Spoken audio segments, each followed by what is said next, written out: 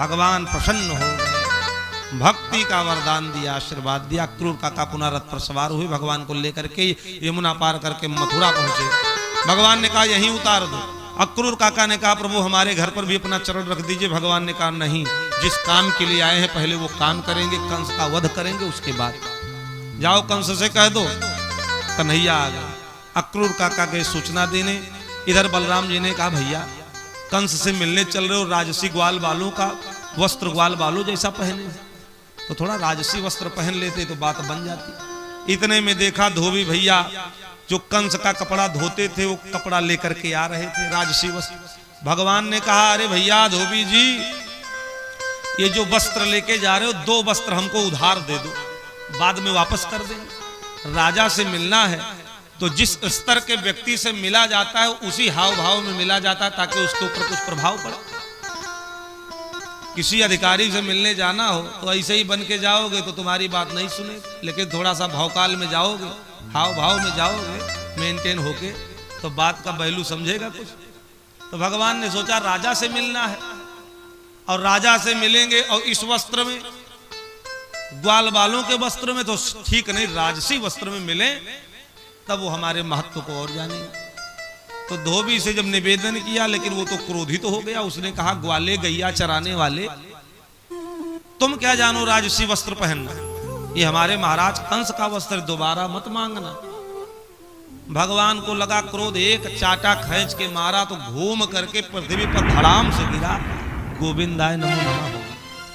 ये पूर्व जन्म में अयोध्या का वही धोबी था जिसके कटु वचनों को सुन करके भगवान श्री रामचंद्र जी अपनी सुलक्षणा पत्नी का परित्याग कर दिया। आज द्वापर में भगवान के हाथों का प्रहार होने से उस धोबी का गोविंदाय नमो नमः हो गया। वस्त्र लिया तो नापा तो बड़ा झोल झाल था, कंस मोटा था, भगवान दुबले पतले। कहा दर्जी के पास चलो, दोनों भैया दर्जी के पास आए। कहा दर्जी भैया इस वस्त्र को काट छाट करके हम दोनों भाइयों के हिसाब से बना दो, फिटिंगदार। तो दर्जी ने देखा था कि धोबी भैया ने बना किया तो गोविंदाय नमो नमः हो गया, कहीं हम भी मना कर दिए तो हमारी भी वही गति हो जाएगी। तो सारे ग्राहकों को पहले बगल खड़ा किया, कहा रुक जाओ, पहले इन दोनों भाइयों का वस्त्र बनाएंगे। नाप लिया, फिर वस्त्र को लिया, काट छाट करके बढ़िया फिटिंगदार वस्त्र बना दिया। दोनों भाइयों ने, कृष्ण और बलराम ने जब पहना तो आनंदित हो गए। बलराम जी ने कहा अरे कृष्ण कन्हैया, दर्जी ने इतना बड़ा उपकार किया, वस्त्र को फिटिंगदार बनाया, इसको कुछ वरदान दे दीजिए। तब भगवान ने कहा हे दर्जी भैया, हम तुमको सारूप्य नामक मुक्ति देते हैं और वरदान देते हैं कि कलयुग में जितने का वस्त्र नहीं होगा उससे ज्यादा सिलाई लगेगी, तुम लोग सिलाई लोगे। तो ऐसा भी हो जाता, जितने का वस्त्र नहीं होता उससे ज्यादा सिलाई देना पड़ता है कि नहीं देना पड़ता। कपड़ा कम का होगा लेकिन सिलाई ज्यादा होगा। तो ये वरदान भी दे दिया।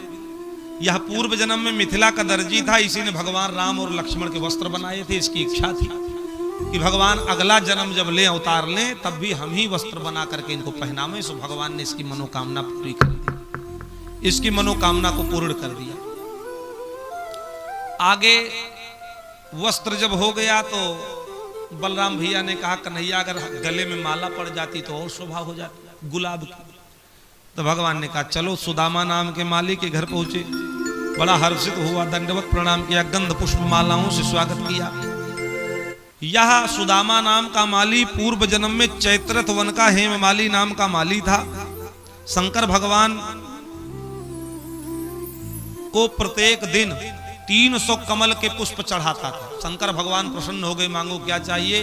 तो इसने यही कहा कि भगवान हमारी कुटिया में आवे और भगवान को अपने हाथों से गुलाब के पुष्प की माला बना करके हम पहनावें। शंकर भगवान ने कहा जाओ तथास्तु, एक दिन योगी राज श्री कृष्ण स्वयं तुम्हारी कुटिया में आ जाएंगे। आज भगवान उस सुदामा नाम के माली के घर गए और उसने बढ़िया सुंदर माला बना करके दोनों भाइयों को पहनाया, धारण कराया। अब माला भी हो गया, वस्त्र भी हो गया और मस्तक पर चंदन नहीं है तो मस्तक की शोभा नहीं है। तो भगवान ने कहा भैया मस्तक पर चंदन भी हो जाए तो शोभा दैदीप्यमान हो जाए। कहा हाँ बात तो ठीक कहते हो। इतने में देखा हाथ में अंगराग लिए, चंदन लिए, कुब्जा आ रही थी जो 3 जगह से टेढ़ी मेढ़ी थी, उसको तिबक्रा भी लोग कहते थे। भगवान ने कहा यो सुंदरी सुनती हो, हम दोनों भाइयों के भी मस्तक पर चंदन लगा दो। उसने जैसे सुना तो चिढ़ गई, पास में आई, कहा मथुरा वासियों की तरह तुम गोकुल वासी भी व्यंग बोलते हो, हंसी उड़ाते हो बुजुर्ग महिला की, अपमान करते हो। जैसे इतना कहा तो भगवान श्री कृष्ण ने कहा कि हे बुआ, हम किसी को सुंदरी कहते नहीं, और कह देते तो सुंदरी बना करके ही छोड़ते, सुंदरी करके ही छोड़ते।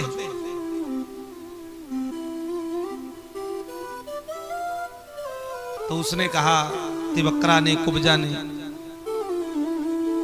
कि हम कई जगह से टेढ़ी मेढ़ी ये कुबड़ निकला हुआ है, हमारी भी हार्दिक इच्छा है कि चंदन आपके मस्तक पर लगा दे, लेकिन क्या करें, कमर झुकी हुई है, इसलिए तुम दोनों को झुकना पड़ेगा, तभी हम चंदन लगा पाएंगे। भगवान ने कहा परेशान न हो बुआ। दोनों पैरों पर अपना दोनों पैर रखा, एक हाथ कुबड़ के पास लगाया, एक हाथ मुख के पास लगाया, और जोर का झटका मारा तो 3 जगह से टेढ़ी मेढ़ी तिवक्रा सीधी हो गई, सुंदरी हो गई, नाचने लगी, अपने हाथों से शरीर को टोने लगी। भगवान ने कहा कि देखा बुआ, हम जल्दी किसी को कुछ कहते नहीं, और कह देते हैं तो सुंदरी बना करके ही छोड़ते हैं, हमने कुछ कहा नहीं। सुंदरी कहा आपको सुंदरी बना दिया। उसने कहा हाँ प्रभु, आपने तो हमको सुंदरी बना दिया और बढ़िया सुंदर चंदन लगाया माथे पर। माथे पर चंदन और गले में तुलसी की माला प्रत्येक सनातनी की होनी चाहिए। क्यों? क्योंकि तुलसी का माला जिसके गले में पड़ा रहता है, जब वो व्यक्ति स्नान करता है और माले से होकर के एक एक बूंद पानी जल नीचे गिरता है तो गंगा स्नान के समान उसको पुण्य मिलता है। और माथे पर चंदन होना चाहिए, क्योंकि जो मस्तक पर चंदन लगाता है तो मस्तक शीतल बना रहता है, और जो विकृत रेखाएं हैं वो शुद्ध हो जाती हैं, सही हो जाती हैं। इसलिए माथे पर चंदन और गले में तुलसी की माला। शास्त्र कहते हैं कि चंदन विहीन मस्तक देखने से भी पाप लगता है, शास्त्र के वचन। इसलिए प्रत्येक सनातनी को माथे पर चंदन और गले में तुलसी की माला शुद्ध पवित्र होकर के धारण करनी चाहिए।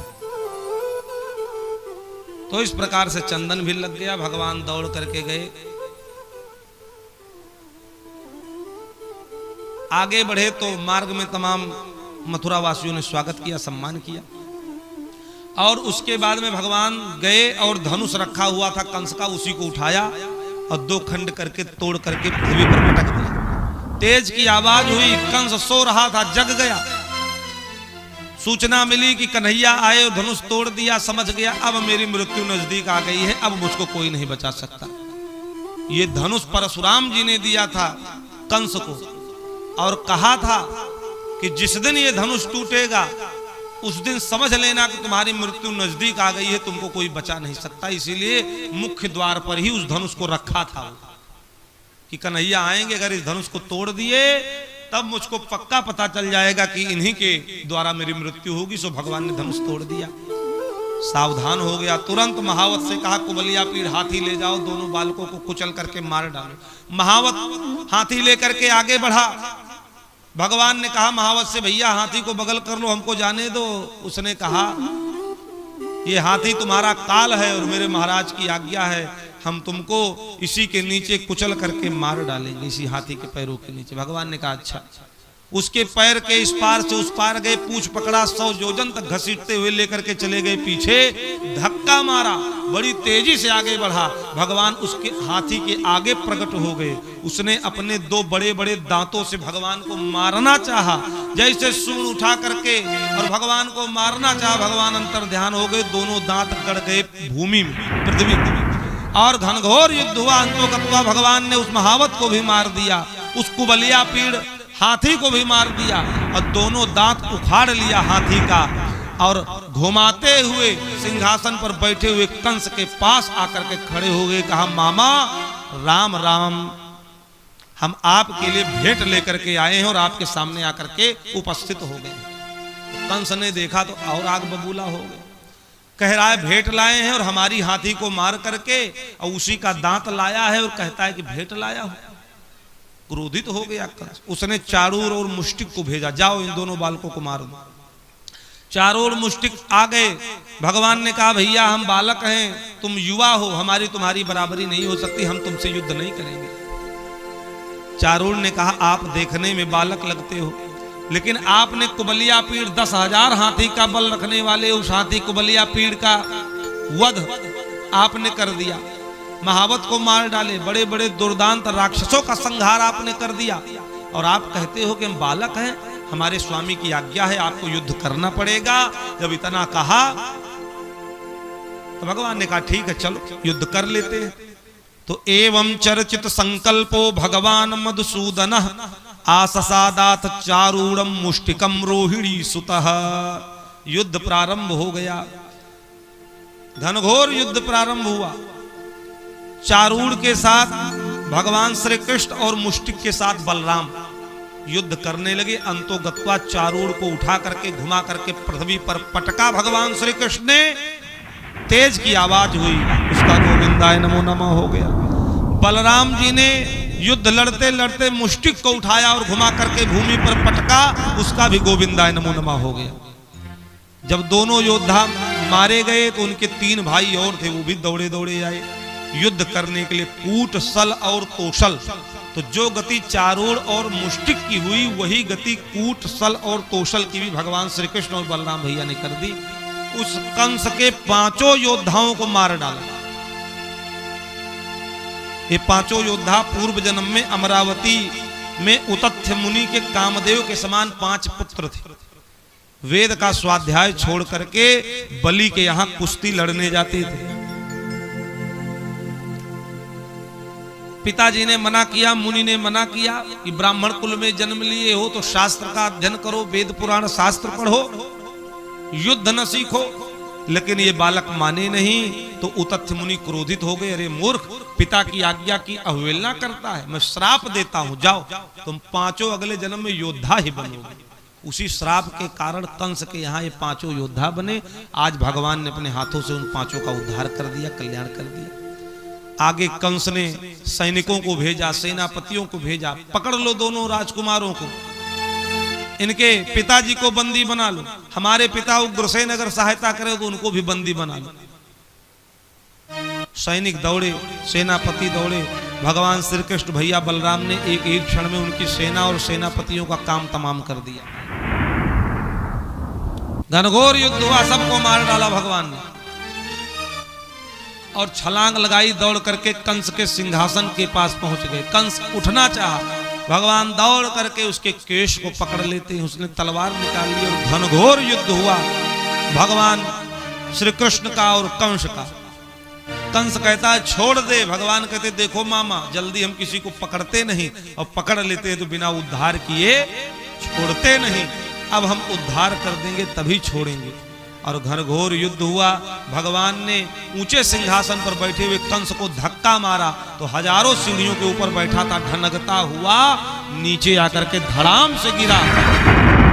भगवान ने ऊपर से छलांग लगाई, उसके छाती पर आकर के भगवान गिरे, दोनों हाथों को मिला करके और बड़ी तेज से मुष्टिका का प्रहार उसके छाती पर किया और उसके मुख से खून निकला, तेज की आवाज हुई, उसका गोविंदाय नमो नमः हो गया। बोले वृंदावन बिहारी लाल की जय हो। देवता पुष्प की वर्षा करने लगे, जय जयकार करने लगे। तो इस प्रकार से कंस का वध हो गया, उनकी पत्नियां अस्थि प्राप्ति रोने लगी। तो भगवान श्री कृष्ण ने आकर के ज्ञान का उपदेश दिया, तब थोड़ा ज्ञान का उदय हुआ, तब वो रोना धोना बंद की। फिर उसके बाद में उनका काम क्रिया आदि की व्यवस्था की जाने लगी। और कुछ दिन बाद भगवान श्री कृष्ण ने कंस के पिता उग्रसेन महाराज को मथुरा का पुनः शासक बनाया, राजा बना दिया। और अपने बाबा नंद बाबा से, ग्वाल बालों से कहा, हे बाबा, हे ग्वाल बालों, अब आप लोग गोकुल जाइए, हम कुछ दिन मथुरा में रहने के बाद तब आएंगे। समझा बुझा करके वापस कर दिया, बाबा चले आए और भगवान मथुरा में रुक गए।